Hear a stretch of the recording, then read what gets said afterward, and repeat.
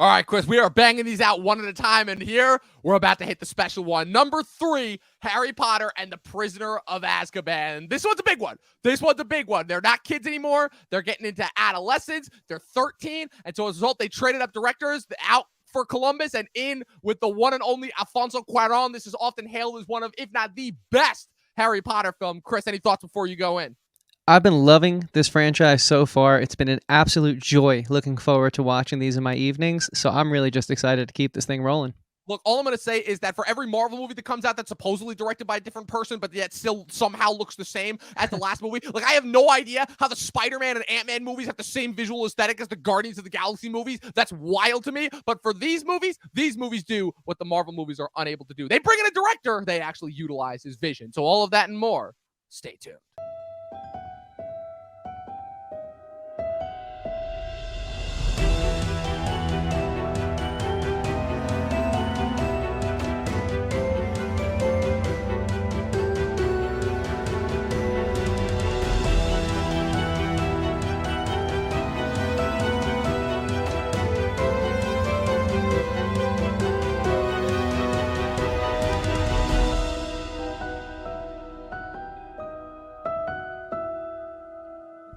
Okay. Oh, yeah. A little more dramatic. Yep. Still staying with these fucking people? Didn't he just break him out at the start of last movie? Nah, there's only legal guardians is the problem, so it's not like he can stay at the Weasleys. He grew up. And hey, look, they didn't lock the door. Yeah. By the way, I know that effect. That's Wiggle in After Effects. Nice. It already tells Cuaron style with the close-up handheld. Oh, I love it. I love it. TV, that's so dated. Is that Hennessy? He's getting into his angsty teen phase now. Oh, this shit still had me dying when I was a kid. It's dark yet comical and light at the same time. Amazing. What you doing down there? I fell over. What you fell over for? The little touches. The wizard working class. Away, Ern. Yeah, take it away, Ernie. What the hell? All right, that's the only bit. That's the only bit where I'm like, okay, that was a Cuaron touch. He just had a thing for shrunken heads in this. Why is he Jamaican? What the hell? Don't ask me. Wow. Sirius. You know the dude's legit when his name is literally Sirius. He was a big supporter of you know who. He was like a follower, like Manson had his little followers. Yeah. When did Tom become a vampire? Harry's too young to know. He's a politician. He lies for a living. He a book with eyes and a teeth. What could possibly be wrong? Housekeeping. Wow, they all had major growth spurts. Oof, that early 2000s long hair. Did you say in our Fast and Furious video that was the style of the early 2000s? No style? Yeah, that is true. Damn, this is intense. Meet the Dementor. Miserable black holes that'll suck all the joy and life and existence out of you. Like, oh no, Harry's hearing voices again. Different kind of Williams score here too. It fits the vibe though. This is very darker tone. Even darker than the last one was darker than the first one. I like the progression we're having. It works with how the kids are growing up. Like, even though you're seeing the Great Hall, the same one over and over again, you still see like so much more. You see the detail. Oh my god, I just noticed that. The fucking thing with the jewels in it that shows how much house points they get. I never noticed that. That's the first time I've ever noticed that. Oh, in the back right? Yeah. Yeah. That's cool. I swear to God, yeah. I've seen these movies hundreds of times. I've never seen that before. And we got a new Dumbledore, too. Michael Gambon.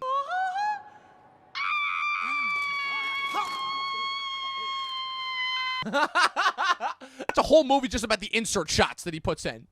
Same. Yeah, they're so good. The only thing about this franchise that's aged poorly because every role that Emma Thompson's had like since this movie has been kind of bad. On top of teaching divination, which even in the magic world is treated with a lot of skepticism. Come on, Neville. Jesus, are they gonna fight or start making out? I'm not quite sure what that was. Supposed to stroke it. That's what she said. Even how dark these movies get, they still manage to bring out the magic. Well, it's only dark to hide the CG, but it looks really good. True. Taste your own medicine. I love how they still have the simulated glass breaking, even though the ghosts aren't actually breaking through the glass. Who is that kid? The Ron faces. What the fuck? We said funny. Equally as scary. We said funny, not more scary. He was best friends with Harry's parents, and they were all in school together. That was my favorite of all the Williams scores in these movies Amazing. so far. But when are Ron and Hermione gonna tell Harry they're hooking up? Yeah, what was the use of the Dementors then? He still got into the castle. It's definitely not as much fun this time. God, they suck. Literally. J.K. Rowling predicted the snap map. Amazing. The green screen is back. So fun fact, the the reason why Rowling was able to conceive of the Dementors was because she was going through her own bout with depression when she was writing this book. And so she needed to, like, create, like, some sort of, like, personified version of depression, and that's what led her to creating the Dementors. He's got the wand pointed at him the whole time. Great shot, but that's a dude who's way too into his job. He's dressed like the Grim Reaper. He's stroking his axe. He's got crooked teeth. That's amazing. Hell yeah. Was that a punch or a jab? It was like a mix of both. Fuck this guy, man. He looks cool as fuck, but what an asshole. Did they ever explain why they moved the Whipping Willow? Maybe it moved itself? That's what I was thinking, but... It's the only explanation. Wow, good for Harry getting after this it. is Oh the my super God. serious, dangerous Voldemort follower that escaped from Azkaban? He's a werewolf. That's why he's been missing classes. Yeah, as if the signs weren't all obviously enough. He's scared of the full moon. He's got scars all over his face. His last name is Lupin. Okay, when are we going to get to the point? Expelliarmus doesn't knock people back. It just disarms them. Feeling a little blue moonish, Chris? Don't fall for the whimpering. That's how they draw on their prey. Snape is great. Even when he gets done dirty Yep. in a misunderstanding, he's still there for them. Shit, his uncle's also a Yep. werewolf, huh? Yeah. No. Animagus. Animagus. Oh, There's a difference. he chooses. Got you. He Right, can right, voluntarily transform. Yeah. That's how they became friends. They became friends? Dumbledore said, look, I've got a thing for him because they wouldn't let him in originally because he was a werewolf. And then when Sirius and James and the rest of them found out, they voluntarily became Animaguses so they could go and be with him when he was a werewolf. That's friendship. Right? It makes their relationship all the stronger. Exactly. Like, he's attacking him right now to help him, really. And that's the other shitty thing, like I said, is that's the other thing they left out. The four of them, James, Sirius, Remus, and Peter, they wrote the Marauders map. It will be sad if he goes and lives with his uncle because we won't get the amazing family anymore in the beginning. Right. She wrote each book for the age of the reader as the age of the child. So 11 in the first book, 12 in the second. 13 is when you kind of... You remember what it was like to be 13. Your parents think you knew less because they didn't want you to grow up, but you knew more than they thought you knew. You could like increase the drama, you know. Now, just to break down one other thing that this movie may have translated wrongly: the Dementor's kiss is not death. What it does is it sucks your soul out, so you're not dead, but it's like you can't experience joy, emotion. You're essentially in a vegetative state. Got you. This is the Harry Potter one that introduced time travel.